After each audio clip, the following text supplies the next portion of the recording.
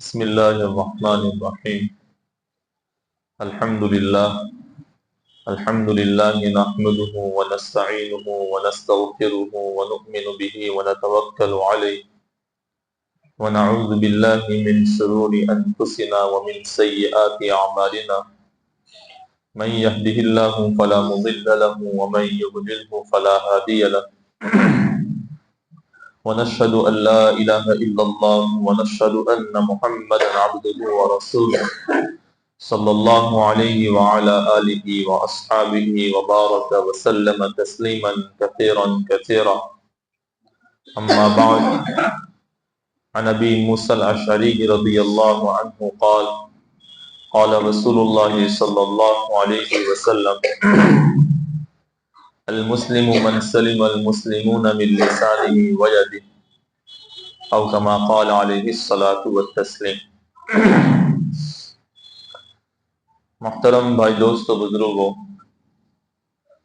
حضرت ابو موسیٰ اشعری رضی اللہ تعالیٰ عنہ روایت کرتے ہیں کہ اللہ کے رسول صلی اللہ علیہ وسلم نے فرمایا: المسلم من سلم المسلمون من لسانہ ویدہ، پکا سچا مسلمان کہلانے کے لائق وہ ہے جس کی زبان اور اس کے ہاتھ سے دوسرے مسلمان محفوظ رہے۔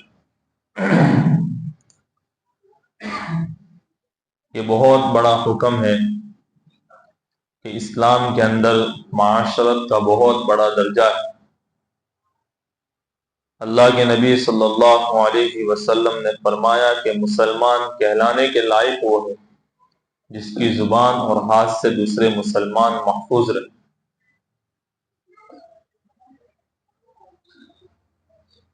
جس طرح نماز کے بارے میں ہے کہ آدمی نماز نہیں پڑھے گا تو کوئی آدمی، کوئی مفتی یہ فتویٰ نہیں دے گا کہ یہ کافر ہو گیا، لیکن اس کے بارے میں یہ ضرور بات ہے کہ وہ مسلمان کہلانے کے لائق نہیں۔ کتابوں میں آتا ہے لا سہم فی الاسلام لمن لا صلاۃ لہ، اس آدمی کا اسلام کے اندر کوئی حصہ نہیں جس کی زندگی میں نماز۔ اسی طرح جس مسلمان سے اور اس کی زبان سے اور اس کے ہاتھ سے دوسرے مسلمان محفوظ نہ رہے تو کوئی مفتی یہ نہیں کہے گا کہ یہ اسلام سے نکل گیا، لیکن وہ آدمی مسلمان کہلانے کے لائق نہیں۔ یہ اتنا بڑا درجہ ہے اسلام کے اندر۔ اس لیے آج ہمارے ماحول کے اندر اس کو سرسری سمجھا جاتا ہے۔ آدمی اپنی زبان سے کچھ بھی کہہ دیتا ہے، اپنے ہاتھ سے اور اپنے اعضاء سے کسی کو بھی کچھ بھی تکلیف پہنچا دیتا ہے اور اس کو اس کا ذرہ برابر بھی احساس نہیں ہوتا۔ اسلام کے بنیادی طور پر 5 شعبے۔ پہلے نمبر پر ہے عقائد، دوسرے نمبر پر ہے عبادات، تیسرے نمبر پر ہے معاملات، چوتھے نمبر پر ہے معاشرت، اور 5ویں نمبر پر ہے اخلاقیات۔ یہ اسلام کے 5 بڑے شعبے ہیں۔ ان 5 بڑے شعبوں میں ایک سب سے بڑا شعبہ ہے معاشرت۔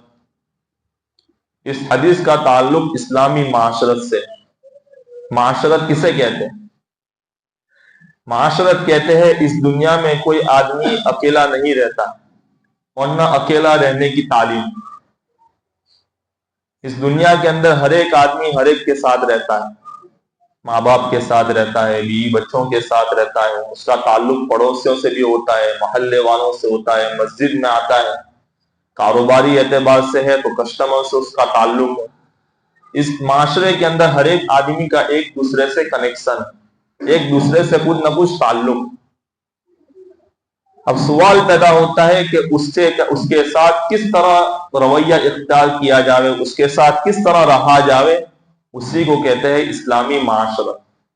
اور اسلام نے یہ سارے رہن سہن بتلائے کہ اپنے آس پاس والوں سے، اپنے رشتہ داروں سے، اپنے گھر والوں سے، بیوی بچوں سے، اپنے ماں باپ سے، اسی طرح اپنے کسٹمر سے، اسی طرح اپنے ماتحتوں سے آدمی کس طرح رہے، اس کو اسلام نے بیان کیا ہے، اسی کو کہتے ہیں معاشرت۔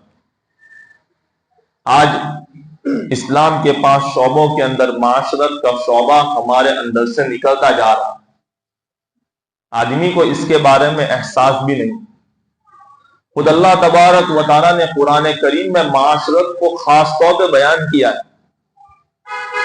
اللہ تبارک و تعالیٰ نے قرآن کریم میں ایک مسئلے کو بیان کیا ہے کہ آدمی اگر کسی کے گھر پر جائے تو اجازت لے کہ میں اندر آ سکتا ہوں کہ نہیں۔ اس کو عربی میں کہتے ہیں استئذان، اجازت طلب کرنا۔ اللہ تبارک و تعالیٰ نے اس کے بارے میں مکمل 2 رکوع نازل فرمائے۔ 2 رکوع قرآن کریم میں اجازت لینے کے بارے میں اللہ تعالیٰ نے نازل فرمائے کہ آدمی کسی کے گھر پر جائے تو کس طرح اجازت لے، اجازت ملنے کے بعد کیا کرے، اگر اجازت نہ ملے تو کیا کرے۔ اللہ تعالیٰ نے پوری تفصیل کے ساتھ بتایا۔ نماز کے بارے میں اللہ تبارک و تعالیٰ نے قرآن کریم میں شاید 62-63 جگہ پر اس کا تذکرہ کیا، لیکن نماز کی تفصیل اللہ تعالیٰ نے نہیں بتلائی۔ اس کی تفصیل کو اللہ کے نبی صلی اللہ علیہ وسلم کے بیان پر چھوڑ دیا کہ اللہ کے نبی صلی اللہ علیہ وسلم اس کا طریقہ بتلائیں۔ لیکن معاشرت کے بارے میں اللہ تبارک و تعالیٰ نے اجازت لینے کے بارے میں مکمل 2 رکوع تفصیل کے ساتھ بتلائے۔ اس سے سمجھ میں آتا ہے معاشرت کی بہت زیادہ اہمیت۔ اسی طرح سورہ حجرات ہے 26 پارے کے اندر، اس کے اندر بھی اس کا زیادہ تر حصہ معاشرت سے تعلق رکھتا ہے کہ بڑوں کے ساتھ کس طرح رہنا چاہیے، کس کے ساتھ کس طرح بات کرنی چاہیے۔ یہ سب تعلقات قرآن کریم نے اپنے طور پر اللہ تبارک و تعالیٰ نے خاص طور سے بتلائے۔ اللہ تبارک و تعالیٰ غریق رحمت کرے حضرت حکیم الامت مجدد ملت مولانا اشرف علی تھانوی نور اللہ مرقدہ کو اللہ انہیں بہترین بدلہ عطا فرمائے۔ انہوں نے اس معاشرت کو بہت زیادہ بتلایا ہے عوام، اس معاشرت کے بارے میں لوگوں کو بہت سمجھایا، یہاں تک کہ کتاب لکھی ہے آداب المعاشرت۔ ہو سکے ہمارے پاس سہولت ہو اس کو ہمیں پڑھنا چاہیے، اس کے اندر رہن سہن کے ساری باتیں ہمارے سامنے آئیں۔ تو حکیم الامت مولانا اشرف علی تھانوی نور اللہ مرقدہ اپنی خانقاہ میں معاشرت کو بہت زیادہ بتلاتے۔ عام طور پر لوگ یہ سمجھتے ہیں خانقاہوں کے اندر یہ ہوتا ہے کہ ایک کمرے میں بیٹھ کر صرف اللہ اللہ کر لو، بات ختم ہو گئی۔ ایسی بات نہیں۔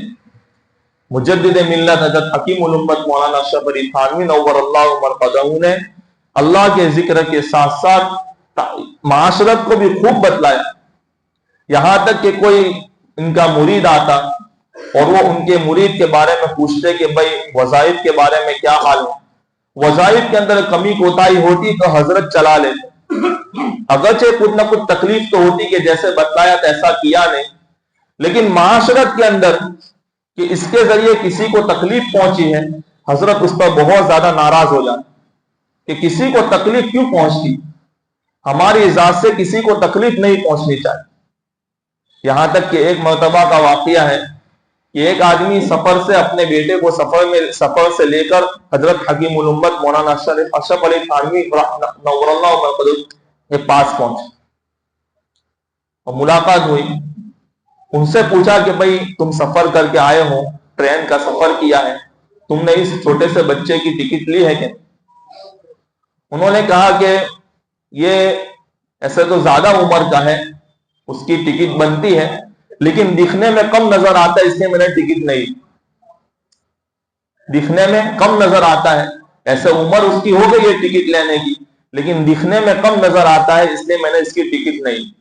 حضرت اس پر بہت زیادہ ناراض، یہاں تک کہ خانقاہ کے اندر یہ معمول ہوتا کہ کبھی کبھی خانقاہ کے اندر بورڈ لگتا کہ ان لوگوں کو خلافت دی ہے اور ان لوگوں سے خلافت واپس لی، اس لیے کہ معاشرت کے تعلق سے حضرت ذرہ برابر بھی نہیں چلا۔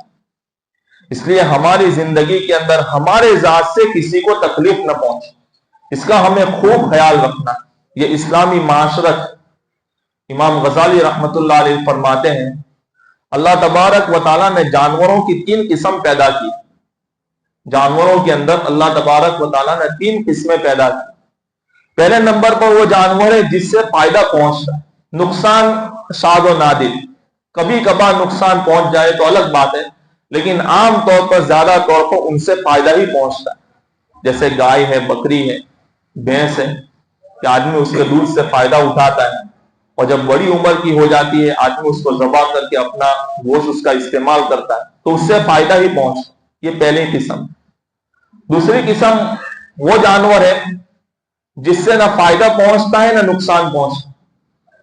وہ جنگلوں کے کچھ ایسے درندے ہیں جیسے لومڑی ہے، گیدڑ ہے، انسان کا اس سے کچھ فائدہ بھی نہیں ہے اور وہ انسان کو کچھ تکلیف بھی نہیں پہنچاتی. یہ دوسرے نمبر کی قسم ہے جس سے نہ فائدہ پہنچتا ہے نہ نقصان پہنچتا. تیسرے نمبر پر اللہ تعالیٰ نے وہ جانور پیدا کیے جس سے نقصان ہی نقصان پہنچتا ہے، جیسے سانپ ہے، بچھو ہے، درندے ہے. اس سے انسان کو نقصان ہی پہنچتا ہے کہ سانپ ڈس لیتا ہے، بچھو ڈس لیتا ہے. تو پھر امام غزالی رحمت اللہ علیہ جانوروں کی ان قسم کرنے کے بعد انسان کو بتلاتے ہیں کہ انسان اللہ تعالیٰ نے تجھے اشرف المخلوقات بنایا ہے، کہ تجھے بہت بڑا مرتبہ دیا ہے، اس لیے تجھے انسان بن کر رہنا چاہیے. اور اگر تو انسان نہیں بنتا ہے تو کم سے کم اتنا ہونا چاہیے کہ تو پہلی قسم والے جانور جیسا بن، تجھ سے لوگوں کو فائدہ پہنچے، تجھ سے کسی کو نقصان نہ پہنچے. اور اگر تو یہ بھی نہیں کرتا ہے تو کم سے کم دوسری قسم کے جانوروں جیسا ہو جائے کہ تجھ سے نہ کسی کو فائدہ پہنچے نہ کسی کو نقصان پہنچے. اور اگر تجھ سے کسی کو تکلیف پہنچتی ہے تو تو تیسرے نمبر والے جانوروں جیسا ہو گیا ہے کہ جس طرح بچھو سانپ ڈس لیتے ہیں اس طرح تیرا کام بھی تکلیف پہنچانا ہے، تو تیسرے نمبر کی فہرست میں آ جائے. تو اللہ تعالیٰ نے یہ تقسیم کی. اس مثال سے ہم نے سمجھایا ہے کہ ہماری ذات سے کسی کو تکلیف نہ پہنچے. یہاں تک آتا ہے کہ آدمی ذکر، تلاوت، مستحب عمل، نوافل، اس کی بڑی فضیلت ہے، اس کو خوب کرنا چاہیے، اس کا خوب اہتمام کرنا چاہیے. اللہ تبارک و تعالیٰ کے یہاں اس کا بہت اجر ملے. لیکن اس کے بارے میں کل پوچھ نہیں ہوگی کہ تم نے نوافل کیوں نہیں پڑھی، کسی کے بارے میں یہ پوچھ نہیں ہوگی کہ اشراق کیوں نہیں پڑھی. پڑھیں گے، اللہ تبارک و تعالیٰ اس پر اجر عطا فرمائیں. لیکن اپنی ذات سے کسی کو تکلیف پہنچی ہے، یہ کبیرہ گناہ ہے، یہ بڑا گناہ ہے. اس کے بارے میں کل قیامت کے دن پوچھ ہوگی کہ تم سے یہ تکلیف ہونا کو کیوں ہوئی. یہ کبیرہ گناہ. اس لیے یہ مسئلہ ہے کہ جب نوافل اور کسی کو تکلیف دینا دونوں ایک ساتھ جمع ہو جائیں، ایک طرف نفل ادا کرنا ہے اور ایک طرف اس کو ادا کرنے میں کسی کو تکلیف پہنچ رہی ہے، تو یہ مسئلہ ہے کہ نفل کو چھوڑ دو، کسی کو تکلیف نہ پہنچا. یہ مسئلہ ہے. اس لیے کہ نفل ادا کرنے کے اندر کسی کو تکلیف پہنچے گی، نفل کے بارے میں اللہ تعالیٰ نہیں پوچھیں گے، تکلیف پہنچے گی اس کے بارے میں پوچھیں گے کہ تم کو تمہارے ذریعے تکلیف کیوں ہوئی. جیسے ایک مسئلہ ہے جماعت کی نماز. جماعت کی نماز کی بڑی فضیلت، آدمی 27 درجے کا اجر پاتا ہے. اور اس کی اتنی زیادہ تاکید آئی ہے کہ ایک مرتبہ اللہ کے نبی صلی اللہ علیہ وسلم نے فرمایا کہ میں خود نوجوانوں کو جمع کروں کہ وہ لکڑیاں جمع کرے اور میں ان لوگوں کے گھر پر جاؤں جو نماز جماعت کے ساتھ نہیں پڑھتے، ان کے گھروں کو جا کر جلا دوں. اتنی زیادہ اہمیت آئی. یہاں تک کہ جب اللہ کے نبی صلی اللہ علیہ وسلم کے آخری ایام میں کہ جب نماز کا وقت ہوتا، حضرت ابوبکر صدیق رضی اللہ تعالیٰ عنہ کو حکم کرتے کہ آپ نماز پڑھو، اور اللہ کے نبی صلی اللہ علیہ وسلم 2 آدمیوں کے سہارے سے مسجد میں جاتے اور جماعت کے ساتھ نماز پڑھتے. اتنی زیادہ اہمیت. بعض فقہاء کرام نے کہا ہے کہ یہ سنت موقدہ ہے، بعضوں نے کہا ہے کہ یہ واجب ہے، جماعت کے ساتھ نماز پڑھنا واجب ہے. بعضوں نے کہا ہے کہ یہ ادائے کامل ہے، جماعت کے ساتھ نماز پڑھنا ادائے کامل ہے، اور جماعت کے بغیر نماز پڑھنا ادائے ناقص ہے، ادھوری رہے نماز. لیکن اس کے اندر ایک مسئلہ یہ ہے کہ ایک آدمی کو ایسی تکلیف ہے کہ اس کے جسم سے بدبو آ رہی ہے، اور اس کے مسجد میں آنے سے، جماعت میں شریک ہونے سے دوسرے مصلیوں کو تکلیف ہوگی، دوسرے مصلیوں کو گن محسوس ہوگی کہ اس کو کیسی تکلیف ہے. جیسے اللہ حفاظت کرے کینسر وغیرہ کی تکلیف میں آدمی مبتلا ہوتا ہے، تو وہ ساری تکلیفات ایسی ہے کہ اگر آدمی دیکھ بھی لے تو اس کو بالکل بے چین ہو جاتا ہے. تو اس آدمی کے لیے حکم یہ ہے کہ وہ گھر میں رہ کر جماعت کے ساتھ، گھر میں رہ کر اکیلے نماز پڑھے. مسجد میں آنا اس کے لیے گناہ ہے، اس لیے کہ جماعت کے ساتھ ادا کرنا مسلمانوں کو تکلیف پہنچانا. اگر وہ مسجد میں آئے گا اس کی وجہ سے کئی مصلیوں کو تکلیف ہوگی، اس لیے اس کے بارے میں حکم یہ دیا ہے کہ وہ گھر پر رہ کر اکیلے نماز پڑھے۔ اگر وہ مسجد میں آئے گا تو اس کو گناہ ملے گا۔ حالانکہ جماعت اتنی بڑی چیز ہے، لیکن ایک طرف مسلمانوں کو تکلیف ہو رہی ہے، مصلیوں کو تکلیف ہو رہی ہے، اور دوسری طرف جماعت ہے، لیکن اس کے باوجود حکم یہ ہے کہ تیری وجہ سے دوسرے لوگ پریشان ہوئے، اس سے بہتر ہے کہ تو گھر پر اکیلے رہ کر نماز پڑھ۔ اسلام نے اتنی زیادہ تاکید فرمائی ہے کہ کسی کو ہماری ذات سے تکلیف نہ پڑے۔ اسی طرح ایک مسئلہ ہے حجر اسود کا بوسہ لینا۔ ہم سب جانتے ہیں حجر اسود کا بوسہ لینا بہت بڑی فضیلت ہے۔ کتابوں میں آتا ہے جو آدمی حجر اسود کو بوسہ دیتا ہے گویا اللہ تعالیٰ سے مصافحہ کرتا ہے۔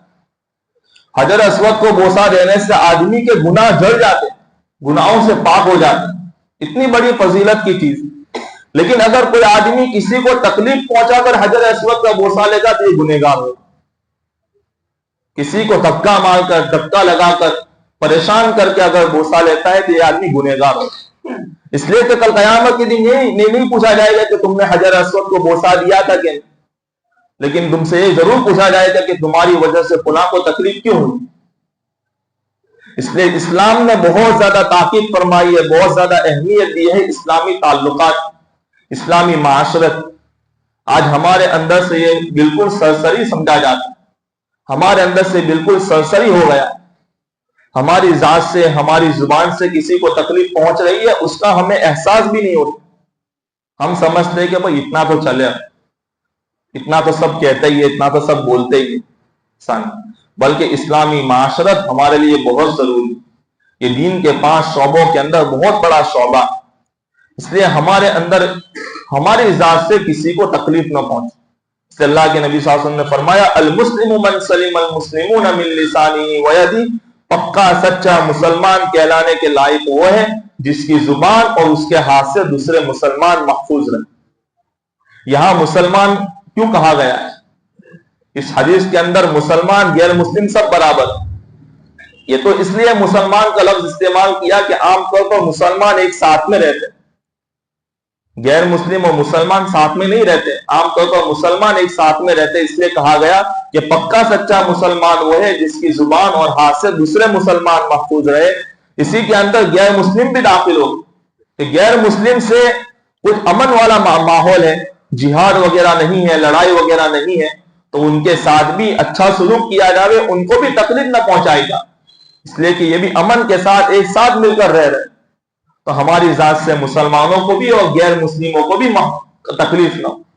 اس کا بھی خاص طور سے ہمارا اہتمام ہونا چاہیے۔ کل قیامت کے دن اس کے بارے میں پوچھ ہوگی، اللہ تبارک و تعالیٰ اس کے بارے میں پوچھ کریں گے۔ اس لیے ہمارے اندر ان ساری چیزوں کی خاص طور سے اہمیت ہے۔ اس کے تعلق سے اور بھی بہت سی باتیں ہیں، اور بھی ہمارے معاشرتی احکام ہیں، ٹیلی فون کے تعلق سے احکام ہے، اسی طرح صاف صفائی کے تعلق سے احکام ہے۔ اگر آئندہ انشاءاللہ موقع ملے گا اس کو بیان کریں گے۔ اللہ تبارک و تعالیٰ سے دعا ہے کہ اللہ تبارک و تعالیٰ کہی سنی باتوں پر عمل کی توفیق عطا فرمائے۔